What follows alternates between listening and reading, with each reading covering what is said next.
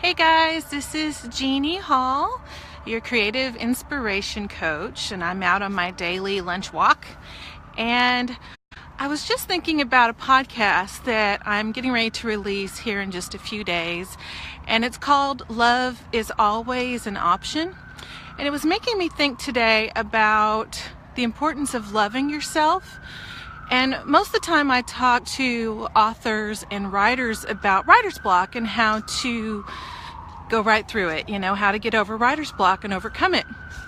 And that's very powerful. But one of the first things that I think is important for anybody, whether you're a writer or an author or anybody else, is the importance of understanding how to love yourself and how to work on that. Because some people, either they think, ooh, that's weird, or maybe they think, loving yourself, how's that the answer, right? How is that going to do that? Or maybe you think that's a good idea, but you don't know how to do it. Because that's not something they teach in school, is it? They don't teach us how to love ourselves. In fact, there's a lot of things about not loving yourself that tends to happen when we're young. So this is just a little helpful hint on how to do that. There's a couple of different things you can do.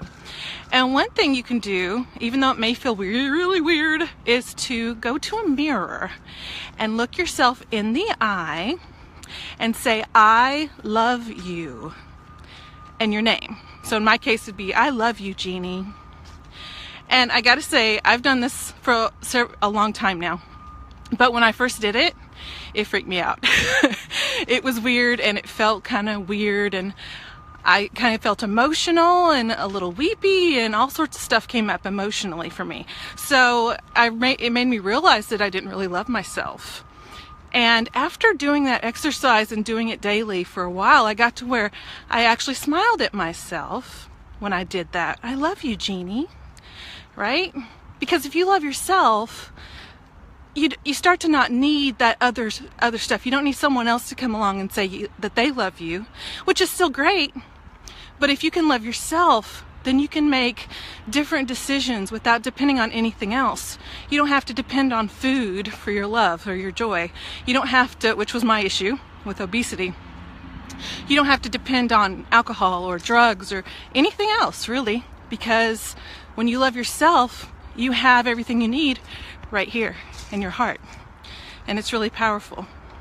The other exercise I recommend that helps you to love yourself is when things happen in our day and in our life that are difficult. And maybe it's not a huge difficult thing. Hopefully it's not anything so big that, it takes years to get over, but something kind of smaller, like maybe your kid failed their math test and you start to question if your parenting is good, right? Or maybe for my writers and authors, maybe you've run into some writer's block and you just can't seem to get past it, okay? Or maybe you had a car accident, or you missed a bill, or anything that's not like life-changingly bad, but it's still negative and a bad thing. Maybe your boss yelled at you today, anything like that. And what you can do is you can think of what happened, and then right after that, tell yourself, now you're not telling this to your boss or anybody else, you're telling this to yourself. What you're saying to yourself is, it's okay, I love you. Now again, I realize that may sound a little hokey, may sound a little weird, but I can tell you it is life-changing for the good. It'll make such a huge difference in your life if you can really learn how to love yourself. And then when something bad happens, or even if something good happens, or even if it's just a normal, regular, average day, if you can go through it saying, it's okay, I love you, your whole perspective changes. All those negative things that bugged you before, suddenly you're like, that's no big deal. I'm okay with that. I'm fine. Because I love myself and I have me. I always have me, right? And you can depend on yourself, and you can be proud of yourself, and you can acknowledge yourself, right? And give yourself inspiration. So anytime anything bad happens, maybe you sat down at the computer today and you couldn't write a word. It's okay. I love you. It's powerful stuff. Okay, guys, I hope this helped you today. And thanks for everybody who's watching. Hi. Thank you so much for watching, Barb and Maury and Marcelo. I see a few more. Let me see if I, oh, Mary Beth, hi. Thanks so much for watching, guys, and I hope you have a fabulous day. Bye-bye.